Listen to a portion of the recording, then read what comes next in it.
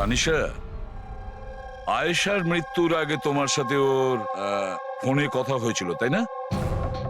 আচ্ছা, ওই ফোন কলের ব্যাপারে আমাদের কিছু ডিটেলে বলতে পারবে? স্যার, ডিস্কোতে খুব জোরে মিউজিক বাজছিল বলে আমি বেশি কিছু শুনতে পাইনি। হ্যাঁ, কিন্তু আমি ওকে এটা বলতে শুনেছিলাম, কি হয়েছে বলো না, কি হয়েছে? তোমার কি খুব কষ্ট হচ্ছে? ডাক্তারের কাছে নিয়ে যাব? এটা তুমি কি করছো? মানে আয়েশা এইসব কথা ওই খুনির সঙ্গে বলছিল? স্যার, এর থেকেও বেশি অবাক হওয়ার বিষয় এটাই যে আয়েশার খুনি ওকে বলছিল এখান থেকে পালিয়ে যেতে। আশ্চর্য ব্যাপার, খুনি আয়েশাকে পালিয়ে যেতে বলছিল অথচ আয়েশা খুনির চিন্তা করছিল। আচ্ছা, তুমি একটা কথা বলো তো, তুমি ওই ভয়েসটা চিনতে পারবে যার সাথে আয়েশা কথা বলছিল? না স্যার। স্যার, কিন্তু খুনি যখন আয়েশার ব্যাপারে এত চিন্তা করছে তাহলে ওকে মারলই বা কেন? সেটাই তো, খুনি ভিকটিমের চিন্তা করছিল আর ভিকটিম খুনির চিন্তা করছিল।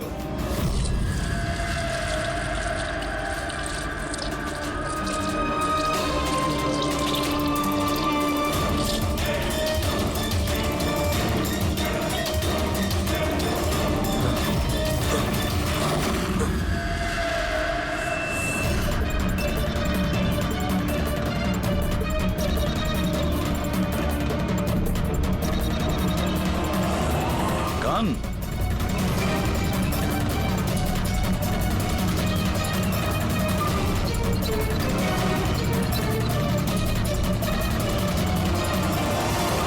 স্যার, ওর যেখানে গুলি লেগেছে সেটা ছাড়া ওর শরীরে আর কোথাও আঘাতের চিহ্ন নেই। মনে হচ্ছে খুনি হঠাৎ এখানে এসে ওর উপরে গুলি চালিয়ে দিয়েছে। এরকম হতেই পারে। এই দেখো, এখানেও রক্ত। একটা কথা বুঝতে পারছি না স্যার, খুনি গানটা এখানে ফেলে রেখে গেল কেন?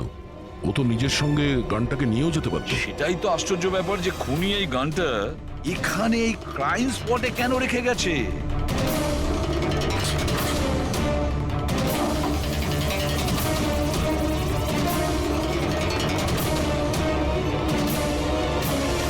স্যার,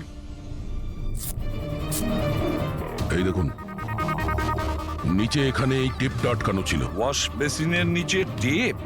মনে হচ্ছে এখানে টেপ দিয়ে কিছু আটকে ছিল যেটা এখন এখানে নেই।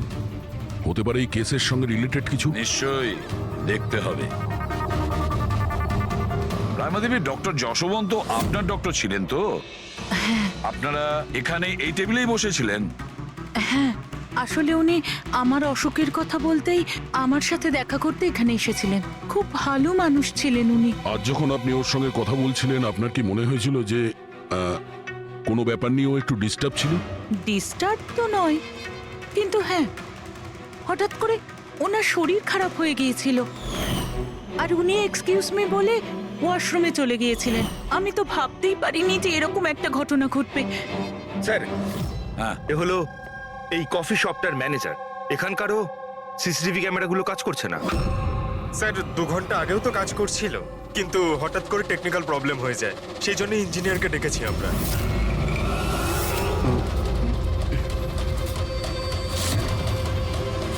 এই,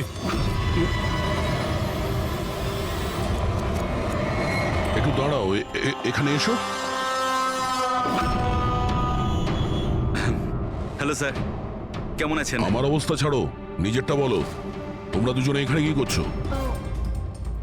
এমনি ঘুরতে এসেছিলাম।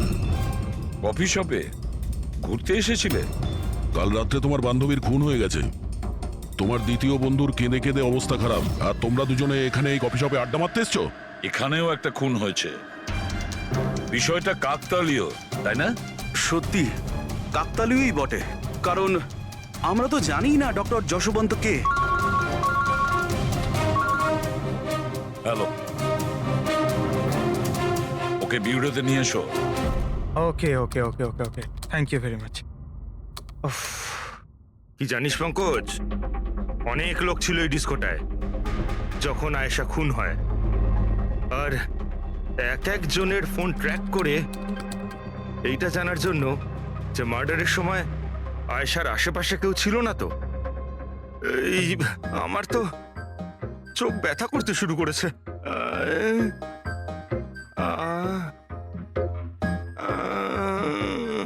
আরে স্যালাডগুলো চোখে লাগানো বন্ধ করুন ফ্রেডি স্যার।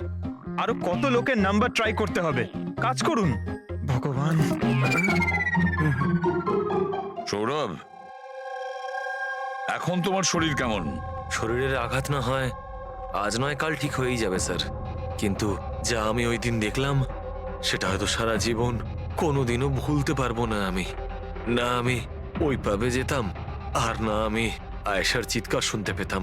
কিন্তু আয়েশার পিছন পিছন তো তুমি গিয়েছিলে, ও তোমার সঙ্গে ভালো করে কথা বলেনি সেই জন্য। এই কথাটা সত্যি স্যার যে আমি আয়েশার পেছনে গিয়েছিলাম, কিন্তু আমি যখন ওকে ড্রিঙ্ক অফার করলাম ও ও বারণ করে দিল স্যার। ইনফ্যাক্ট ও আমার ইনসাল্টও করলো স্যার। তাই আমার খুব খারাপ লেগেছিল স্যার, আর তাই আমি ওর পিছু নিয়েছিলাম। ও মাই গড, কে কে করলো এইসব কিছু? চলো তোমাকে আমি হসপিটালে নিয়ে যাই। হেই হেই দাঁড়াও, আরে দাঁড়াও। আর তারপরে? স্যার আমার এখনো মনে আছে যখন আমি ওর রিস্টটা ধরেছিলাম স্যার, সেটা একেবারে নর্মাল ছিল না। ওটা নর্মাল মানুষদের রিস্ট ছিলই না। আমার খুব অদ্ভুত ফিল হয়েছিল স্যার।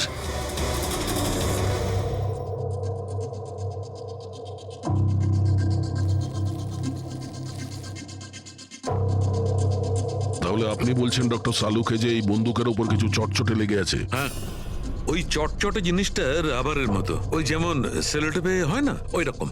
সেলোটেপ গান?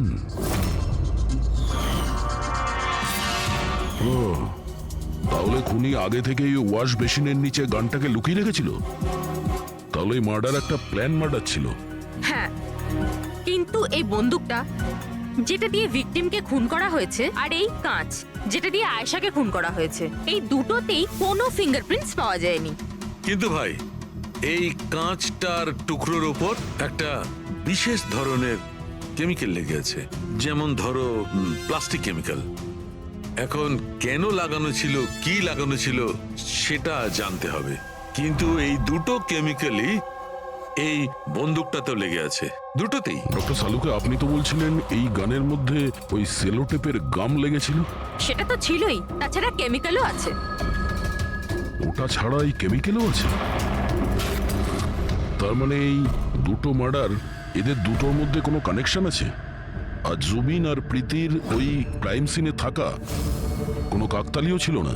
একদম, তুমি একদম ঠিক বলছো দা। তোমার কথা আরো একটা জিনিস প্রমাণ করছে, এই দুটো লাশের উপরই আমি তেলের মতো ফেরোমন পেয়েছি। ফেরোমনস মানে ওই কেমিক্যাল যার থেকে গন্ধ আসে?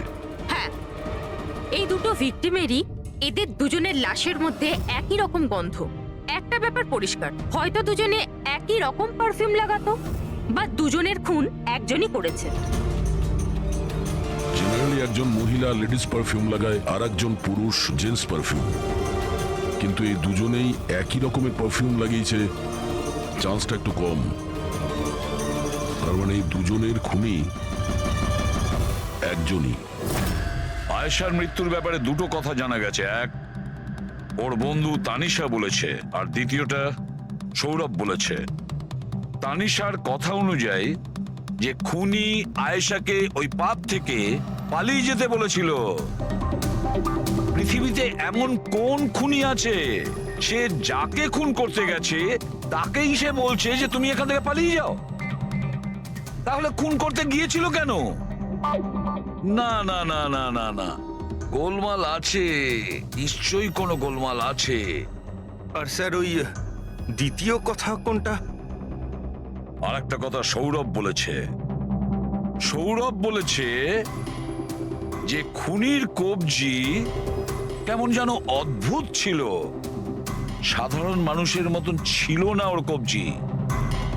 হয়তো কবজিতে রিস্ট ওয়াচ কিংবা ব্রেসলেট ছিল। ফেডরিক, বুদ্ধিটাকে একটু কাজে লাগাও, বুঝেছো? স্যার, হ্যাঁ, স্যার দুটো ক্রাইম সিনেই একটা নম্বর কমন। সেটা কার? আয়েশার বয়ফ্রেন্ড বিশালের স্যার। বিশাল? বিশাল? এই বিশালকে তো কফি শপে দেখাই যায়নি। তাহলে কফি শপে গেল কখন?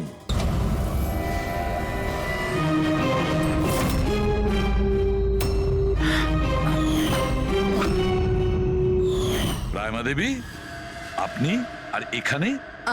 স্যার, এটা আমারই বাড়ি, কিন্তু আপনারা এখানে ওনাকে কি খুন করেছে সেটা জানতে পেরেছেন? রাইমা, এরা কারা? সিআইডি অফিসার্স, আপনারা প্লিজ ভেতরে আসুন, প্লিজ কাম। সিআইডি? আর স্যার, ইনি আমার হাজবেন্ড, আর এ আমার ছোট ছেলে সন্দীপ। আর বড় ছেলে বিশাল, সে কোথায়? কিন্তু কি হয়েছে স্যার? দেখুন, আসলে ব্যাপারটা হলো ডক্টর যশবন্ত আর আয়েশার খুনে আমাদের মনে হয় হয়তো বিশালের কোনো হাত আছে। এ আপনি কি বলছেন? অভিযোগ প্রমাণিত হয়নি, কাউকে গ্রেপ্তার করতে পারেননি, তো যে কোনো কাউকে ফাঁসিয়ে দেবেন? দেখুন, সিআইডির কাজই হচ্ছে অপরাধী পর্যন্ত পৌঁছানো, নাকি কোনো নিরপরাধীকে ধরে এই কেসটা বন্ধ করে দেওয়া। আপনি দয়া করে একটু বিশালকে ডাকবেন। দাদা খুন করতেই পারে না, আপনারা দয়া করে ওকে ধরে নিয়ে যাবেন না। সন্দীপ, আমরা কিন্তু তোমার দাদাকে এখানে ধরতে আসিনি, আর আমরা এটাও বলিনি যে তোমার দাদা কিছু করেছে। আমরা তো তোমার দাদাকে কিছু প্রশ্ন করব, ব্যাস। আপনারা আমাকে সন্দেহ করছেন? এক মিনিট বিশাল, তুমি ভেতরে যাও, আমি এই সিআইডির লোকেদের তোমায় বিরক্ত করতে দেবো না। দেখুন, সিআইডির কাজে বাধা দেওয়াও কিন্তু একটা অপরাধ, তাই প্লিজ আমাদের নিজেদের কাজ করতে দিন। বিশাল,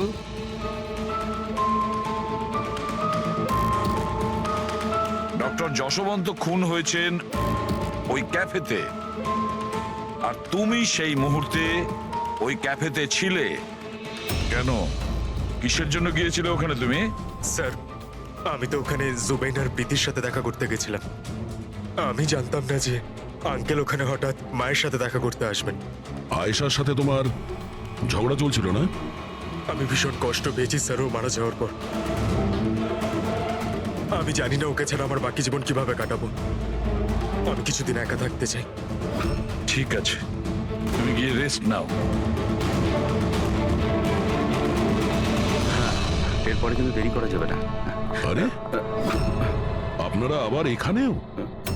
মাঝে মাঝে নিজের বাড়িতে যান নাকি? সবসময় বিশালের আশেপাশে ঘোরাফেরা করছেন? না স্যার, এমন কোনো কথা নয়।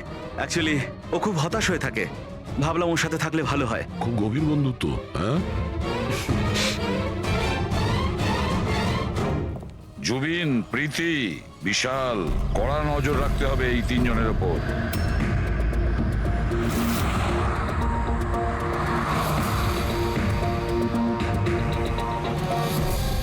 তিনজনের বাড়িতে এমন ক্যামেরা ফিট করেছি না স্যার, একটা মাছি ঢুকলেও সব টের পেয়ে যাবো আমরা। তুই যাই বলিস, কাজের লোক, দুধওয়ালা আর সবজিওয়ালা, এদের মাধ্যমে গোপন ক্যামেরা বসাবার আইডিয়াটা কিন্তু দারুণ ছিল। ভালো ছিল না? কিন্তু আমার ছিল না, দয়া স্যার ছিল। আচ্ছা, হ্যাঁ, আর উনি আমাদেরকে এখানে বসিয়ে দিয়েছেন যাতে আমরা এখানকার সিসিটিভি ফুটেজ চেক করতে পারি।